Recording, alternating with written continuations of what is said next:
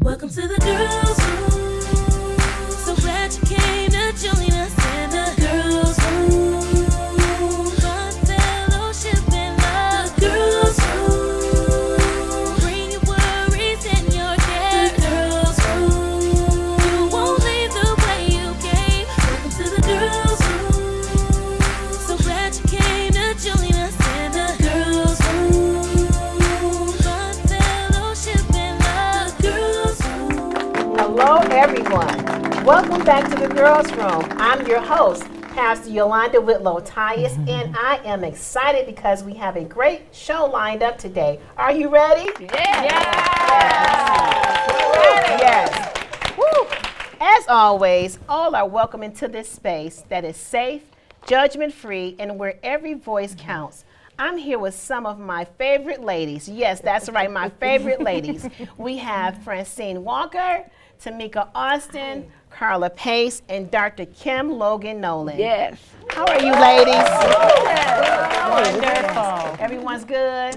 Well, you said I'm fired up Come on, Francine. and ready to go. Yes. Because this is Hot Topics, But right? see, for some of y'all don't know what that means. She fired up and ready to go. I hope y'all ready. Yes, I'm ready. So someone posted on Facebook their account. We're going to talk about living while black. Okay.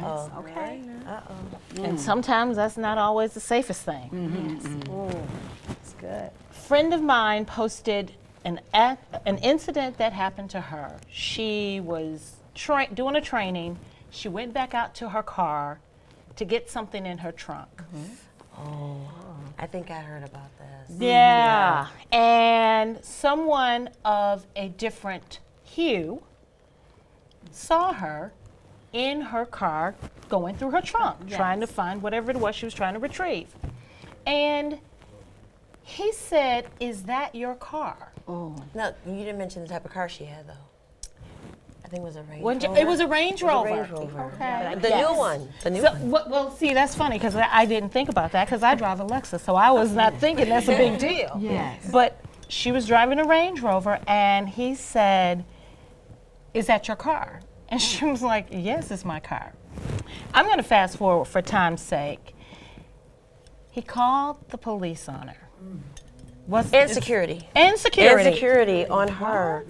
Yes. Because, yes. And And the statement he made was that when he called the police did come out and security came out and he said, Yep. There's somebody suspicious breaking into a car.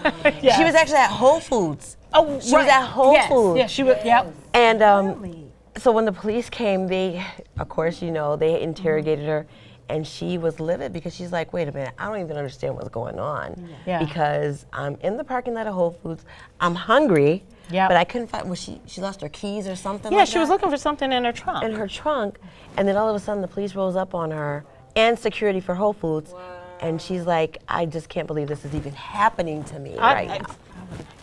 And the way she handled it, she was eventually the cop realized it was her car and told her, "Ma'am, if you want to press charges On the guy. on the guy, you can." And he lost it.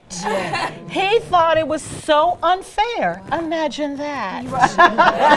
He could not understand why he was having charges filed against him, Yeah. and he said that his rights were being violated. Yes, true story, true story. She handled it very nicely, but I'm just waiting for one of those jokers to come push up on me. I cannot promise I'm going to react the same way, but then my mind thinks, but if I do, it could go way differently It can go left real quick. for me, Yeah. and I'm put in jail. So it's like, man, and D.L. Hughley said, the worst place for people to live, the worst place for black people to live is in white people's imagination. He has a point. Now, That's a statement right there. That's deep. That's a statement. so I'm just, I feel like I'm just sitting, waiting for something to happen. And this is why impulse control is so important. Yeah. And as a mental health specialist, we see so many people not recognizing that they want to move in that moment, but don't let them take you to that place. Absolutely I'm not. glad that you mentioned about mental health, because I was reading some articles online, given the state of where we are right now. Everybody seems to be on 10. Narcissism. Yes. Girl. Narcissism. When I read the article, one of my colleagues is a therapist, and she posted information on the signs and the symptoms. Yes. And as I was reading it, I'm like, I know at least 10 people. Okay. At least 10 people Yes. walking Lord around Jesus. every day, classic symptoms all day, every day, 24 hours out the day. And they literally, these individuals that I interact with, got me thinking, now, okay, maybe I missed something. Maybe I'm crazy. Didn't they just say? And then oftentimes the narcissist will say, oh, well, you just didn't understand. Didn't understand. And it's like, but this is not rocket science. Yep. You said something clear as day, and it was left. And I'm thinking, okay, you trying my sanity. Right. But this whole Well, epidemic, that's what narcissists do. And they misplace blame. Is, as long Yeah. as I can put it on you, I don't have to look at myself. Right. Yeah. Right. I will not take accountability for any of my actions. You must take that, because I'm a narcissistic personality, so it's nothing wrong with me. Yes. You see. Yes. And that's what they honestly, They sincerely believe, yes, it's a disorder, it is a disease. Yeah. And I treat many individuals with narcissistic What's disorder. the treatment for that? Well, again, cognitive behavior therapy, you got to look at the behavior itself. What are the triggers of the behavior, their environment of the behavior, and how they are they see themselves within social sectors. Wow. And so they look at themselves above the law. They look at themselves above people. I'm better than you. And it's in all ethnic groups, all right?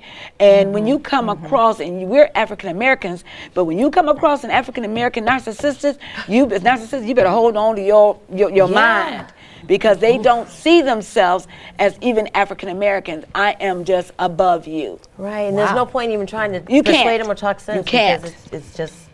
Okay. So, now my outlook on this, I mean, leading away from that, but staying on the same page is, okay, so we, everybody, up here has children and everything. Right. It's like, how do we raise our children to be different than what we've actually learned? As far as, I think that we've been kind of taught not to think about mental health. So how do we start, Because it's taboo. raising our children away from the same behaviors that we've been, So kind of teaching them to be emotionally intelligent. taught to run away from our issues and everything, to address these issues and stuff, as far as politics are concerned, as far as race is concerned, as far as sexism and everything that's going on right now. As a mother that has been single for her children's whole life, Sure. it's a lot of weight on us as parents, and I just want to touch on that. Like, how do we you break the all cycle? handling, speaking to your children, to actually raise our children to Keep the to lines be of better communication open. than we were raised. Keep the lines, Yes. and how I raised my son, who is 26, I kept the lines of communication open. There is nothing that you cannot tell me. That's right. There is nothing that you could tell me that would cause me to be shocked. If something is going on, and that's how we raised him. If something is going on, there are certain things he would go to his dad about and may not come to me, but his dad would tell me, but I would never tell him. No, break the trust. That's how I would never do that, because I would not want my son Yes. to not go to his dad. That's right, that's So we kept the lines of communication. There were certain things he would go to him for, and certain things would come to me. Keep that line of communication open. It is okay, whatever's going on inside of you. I mean, I've had some of his friends, when they were coming up, he's having an issue. Mom, what would you do? So I always allowed them that opportunity to come to me and do so without judgment. That's right. I'm here. No judgment. Safe zone. I think it's important that we recognize that we need to dissect our family origin. I am not my mother, my grandmother, my great-grandmother. I'm not even my daughter. So we have to separate, you know, the different boundaries that we set for ourselves. My 18-year-old, she's a freshman in college, and one of Pastor Tice's babies, and she will say, Mom, she's at the same college I went to 40 years ago, same college where my other daughter graduated from. And she says, in the same dorm that I lived in. And they renovated. And she says, Mommy, I am not you. This is my time. I said, well, let me do this, let me do this, let me do that. Mom, chill. So I have to dissect that family origin of where I was 40 years ago, 20 years ago, an hour ago, and look at how I am changing and how she has to change to be herself. Right, right. As you can see, some interesting things have happened that caught our attention, and we will be unpacking more when we return. Don't go away.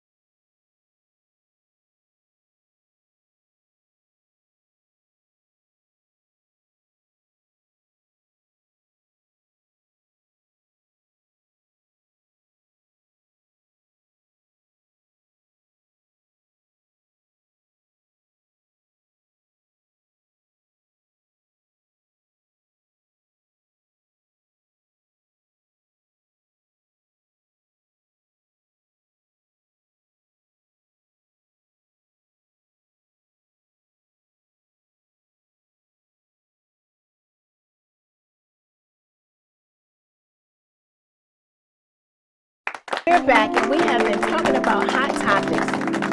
I want to just bring out, we have been just dealing with a lot of interesting things, but something that took place in my heart that I just want to share in regards to a hot topic. As women, we find ourselves so many times, we get caught up where we just deal with everybody else. I want to just talk about to our panel, these beautiful ladies here. I need you all, I need your help right now. Just dealing with how we can keep ourselves complete within ourselves without losing ourselves to other relationships. I need some help in here today in the girls' room. How can we do that? You know, We that's need to hot. keep ourselves tight Right. because we lose ourselves with other relationships. And other people, our family, Yes. all of that. You know, Pastor Tides, when I was diagnosed with breast cancer, I'm wearing the pink. Yes, Yes. 90 days, you know, cancer free. But I had, 90 days. And my daughter Micah is 5 years cancer free. Yes. And recognizing that I must maintain my regular checkups and maintain my own personal self-care, Francine, we talked about earlier. I am so busy as a psychologist, as a mental health specialist, taking care of everyone else, 10, 15, 20 people a day. And then I have to look at myself sometimes and say, where's your me time? What are you going to do for you? What are you going to do to bring this back down to say, I am able to unwind before I need a therapist? Right. But guess what I do?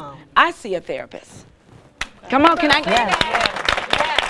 There's nothing wrong, you know, you know, we are at a point, you know, the Jewish community, European American communities, African Americans feel that there's something wrong. We'll work it out ourselves. Sometimes you can't work it out yourself. And You sometimes know, you can't pray it out. you can't pray it out. You've got to get some real help, you addition know. to- So looking at me time, finding what's good for me, and I'm doing special things, you know, like the girls' room. Okay. What I find that helps me to stay committed to me is I put myself in my planner. Just like I would book, There you go. you know, a client That's in right. or book a date with my That's good husband or news. my kids. I make sure that on this day, this time, that's Tamika time, and I commit myself to Yes. that every week or every Yes. day for that slot, Yes, yes. so that I make that time Yes. for myself. That's good Otherwise, news. you look up. Go. Don't break that date. Don't break that date. Don't break Right. it. I like Make that. yourself a priority. Break that date with yourself. My mom always told me, and my sister, she always said self-preservation is key. Yes. Self-preservation is key, and Yes. it's because her mom taught her that. Because with health issues and everything that come up, you start thinking to yourself like, you know, I'm doing so good. So you know, why am I falling apart? Right. It's because you didn't work on yourself. Awesome. What about gossip? You know, having female friends. You tend to say, okay, this is a hot topic for me. You know, the jealousy and the envy between women. Can we just all get along and appreciate one another and be proud of each other? Come Pastor. on. Yes. Yeah. Yes. I think we can. Yes. We just need to change the narrative. Yes. We can. Change the narrative. We fall into the stereotype. That's what women are supposed to do. Beauty shop talk is what they call it. But if we change what we're talking about and we start speaking life to each other, encouragement, motivation, we can change the narrative where it's no longer beauty shop talk that's gossip. That's it. But it's we go to the beauty shop to get inspired, That's it. get motivated, Yes. and network. Yeah, You know, I and have a enrich. mission statement for myself. So, you know, I want us each to develop a mission statement. Yes. You know, how to improve my life, the quality of my life, the content of my life. That's my mission statement, and I say that to myself every day. So you need to have a mission statement for yourself. We have an affirmation. Okay. So we do a daily affirmation. Yes. That's awesome. We're going to have to come back to Yes, this for sure. yes, We're going to take a break, but there will be more hot topics when we return. yes.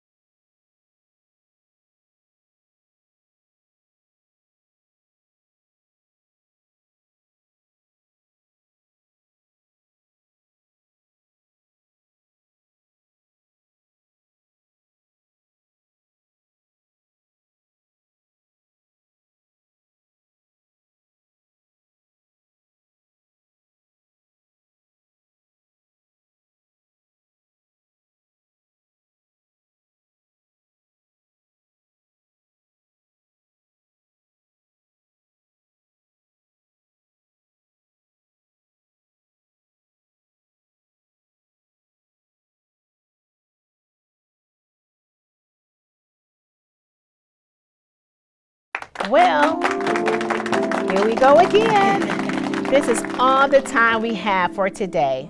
But I have loved talking about these hot topics with some of my favorite ladies and all of you that have tuned in. Don't forget that we love connecting with you all on social media. So if you have some hot topics, please connect with us by emailing us, providing your email. Stay tuned in with us so that we can hear from you. We want to hear from you in the girls' room. So until next time, be confident and honey, be fierce. Yes, all right. Welcome to the girls' room.